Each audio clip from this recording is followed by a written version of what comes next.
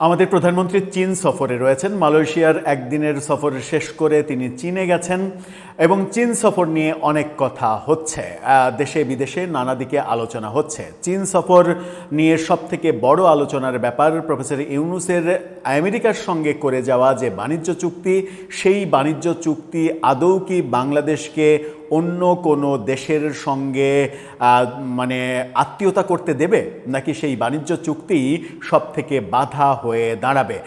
যখন আবার দেশটা চীনের সঙ্গে যদি আমি কোনো বাণিজ্য সম্পর্ক তৈরি করতে চাই, তখন আমেরিকার সরাসরি এটা বলবে না তো যে তুমি চীনের সঙ্গে এটা করতে পারবা না, কারণ তুমি আমার সঙ্গে চুক্তি করেছো, গোলামির চুক্তি।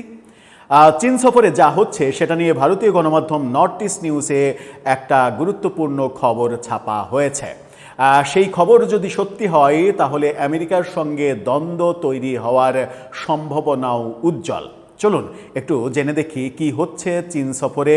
যে সকল চুক্তির কথা বলা হচ্ছে, সেই সকল চুক্তি সত্যিই হচ্ছে কিনা। থাকবেন পলিটিক্স টিভির নিয়মিত আয়োজনে।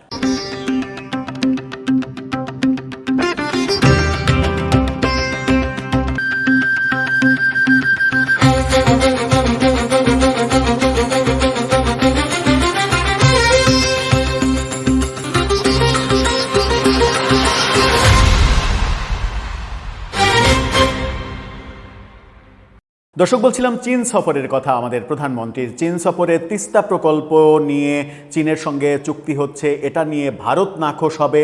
একদিকে ভারতের সঙ্গে সম্পর্ক নষ্ট হওয়ার সম্ভাবনা রয়েছে, অন্যদিকে রয়েছে আমেরিকার সঙ্গে গোলামির চুক্তির ব্যাপার।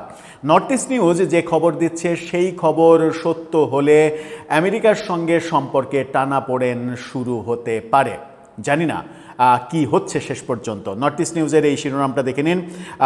সেখানে আমরা যদি একটু বাংলা ভার্সন করেই শিরোনামটা নিয়েছি, সেখানে বলা হচ্ছে যে আগস্টে 24টি চীনা যুদ্ধবিমান কেনার চুক্তি স্বাক্ষর করবে বাংলাদেশ।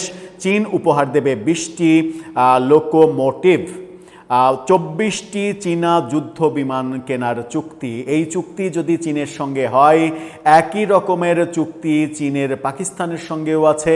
পাকিস্তান শুধুমাত্র যুদ্ধ বিমান না, যুদ্ধ জাহাজও চীনের কাছ থেকে নিচ্ছে। সেরকম একটা যুদ্ধ জাহাজ বঙ্গোপসাগরে আসছে, এরকম ব্যাপার নিয়ে ভারত অনেক বেশি উদ্বিগ্ন।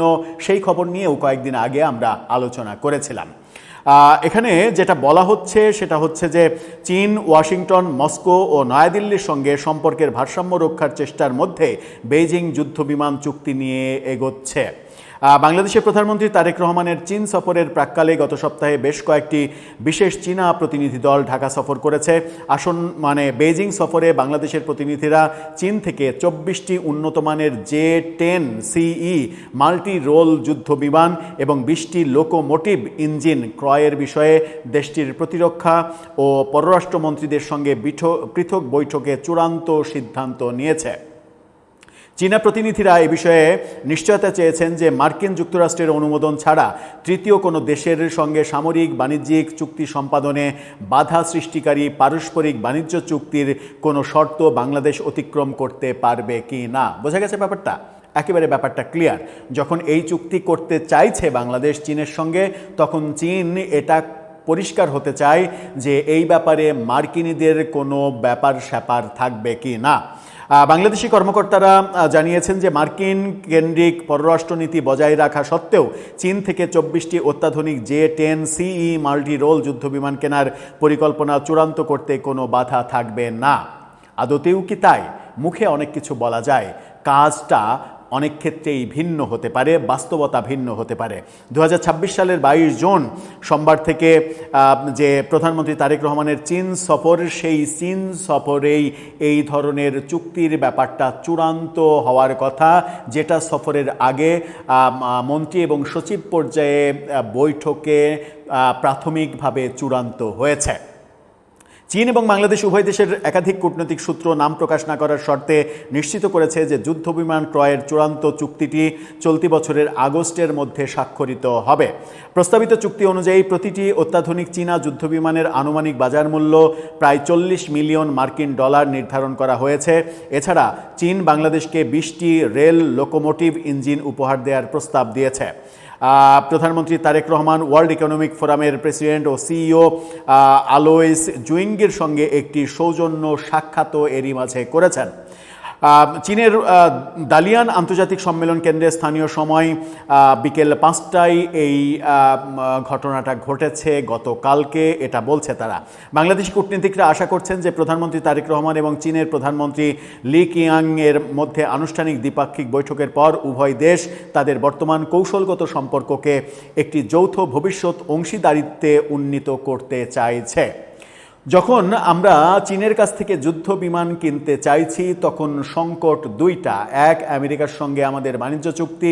আমেরিকা কোনোভাবেই এই চুক্তি, আমেরিকার সঙ্গে যে বাণিজ্য চুক্তি, সেই বাণিজ্য চুক্তিতে স্পষ্ট বলা আছে যে কোনো ধরনের সামরিক সরঞ্জাম তৃতীয় কোনো দেশ থেকে কেনার ব্যাপারে রয়েছে বাধ্যবাধকতা। যুদ্ধবিমান, সামরিক সরঞ্জামের একটা বড় ইস্যু, বড় সাবজেক্ট। সুতরাং সেখানে আমেরিকা বাদ সাধবে, এটাই স্বাভাবিক। অন্যদিকে চীনকে যখন তিস্তা প্রকল্পে যুক্ত করা হচ্ছে, তিস্তা প্রকল্প নিয়ে চুক্তির কথা এই সফরেই, ঠিক তখন ভারত বেঁকে বসবে। সব মিলিয়ে বাংলাদেশ মাঝখানে বসে থেকে, এর আগে যে আমরা শেখ হাসিনার আমলে অনেক ব্যাপার নিয়ে আমরা সমালোচনা করি, কিন্তু শেখ হাসিনার পররাষ্ট্র নীতির কৌশল নিয়ে অনেকে কিন্তু প্রশংসা করেন। একই সাথে চীনের সঙ্গে বন্ধুত্ব, আমেরিকার সঙ্গে বন্ধুত্ব, ভারতের সঙ্গে বন্ধুত্ব, রাশিয়ার সঙ্গে বন্ধুত্ব, এই চার পরাশক্তির সঙ্গে একই সঙ্গে বন্ধুত্ব রাখা, এটা চারটিখানে কথা নয়, এটা একটা বড় কাজ, যেটা শেখ হাসিনা সরকার বহু ব্যর্থতার মাঝেও সফল হতে পেরেছিলেন। বর্তমান সরকার সেটা পারে কিনা, তার জন্য আমাদের করতে হবে অপেক্ষা। যখন সামনে প্রতিবন্ধকতা হিসেবে আছে আমেরিকার সঙ্গে দালালির চুক্তি। দর্শক, আপনার কি মনে হয়? আপনার মতামত জানিয়ে লিখতে পারেন আমাদের কমেন্ট বক্সে।